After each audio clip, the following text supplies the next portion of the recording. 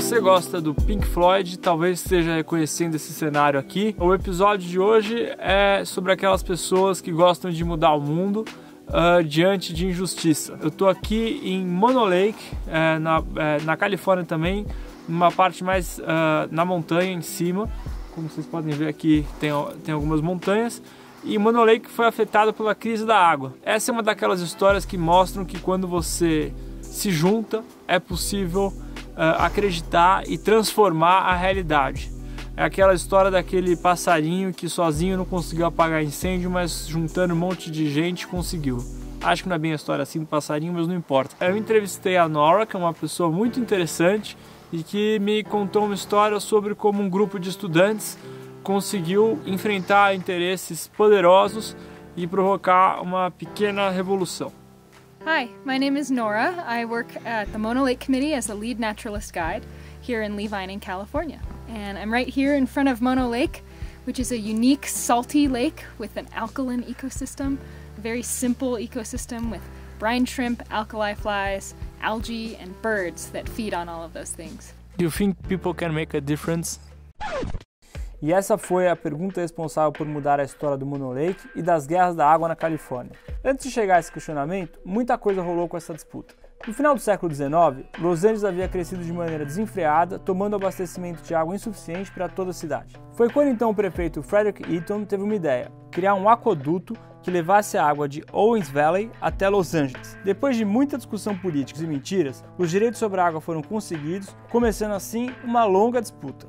Talvez você já tenha visto aquele filme Chinatown, que revela um escândalo de corrupção no departamento de água de Los Angeles. Los Angeles fica na Califórnia, no deserto, onde a água é extremamente escassa e, portanto, uma questão econômica primordial. Bom, o filme foi inspirado exatamente por essas disputas de água no sul dos Estados Unidos. Alguns anos depois da construção do aqueduto, o volume de água desviado de Owens Valley já era tão grande que estava afetando a agricultura e o bioma da região. E os agricultores locais tiveram que arrumar outra coisa para fazer da vida.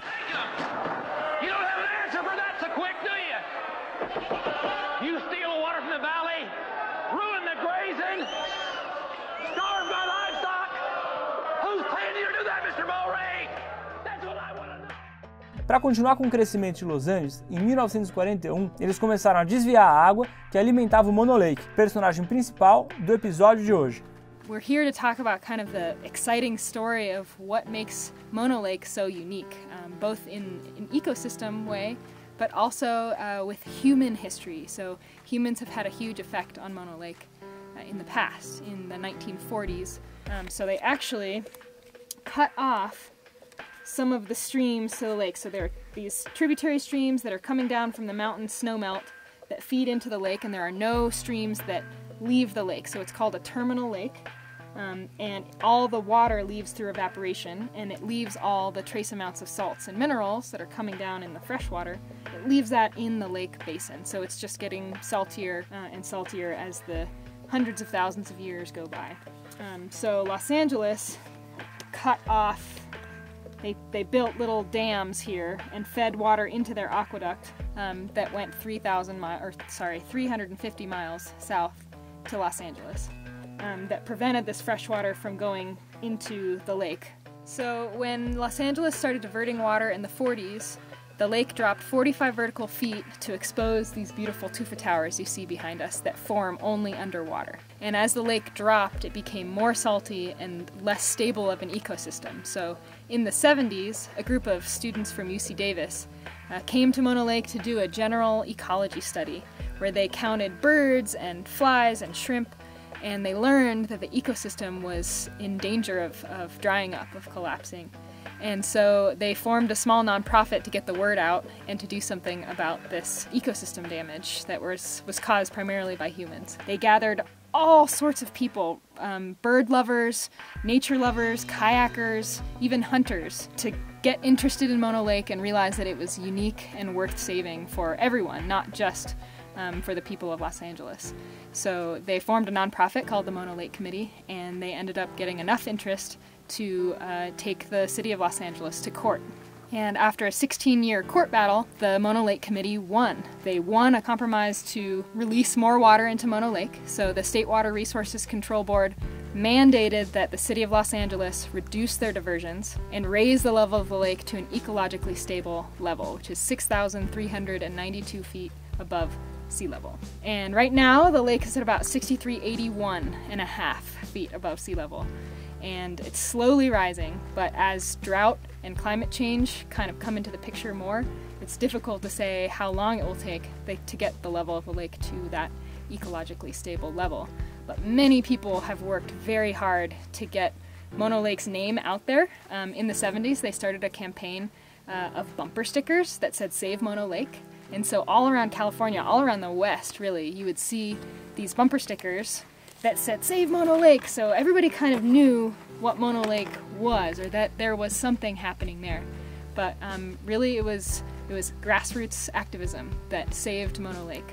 And now Los Angeles takes less water, and the lake has risen, the ecosystem is starting to stabilize, and there's enough food for the millions of migratory birds that come to Mono Lake every year on their migration. Do you think people can make a difference? I do think that people can make a difference. Absolutely. And part of it is knowing how to get the public's interest. Here we have this beautiful lake, and nature is a really great way to get people, if they fall in love with something beautiful, they're going to want to take care of it.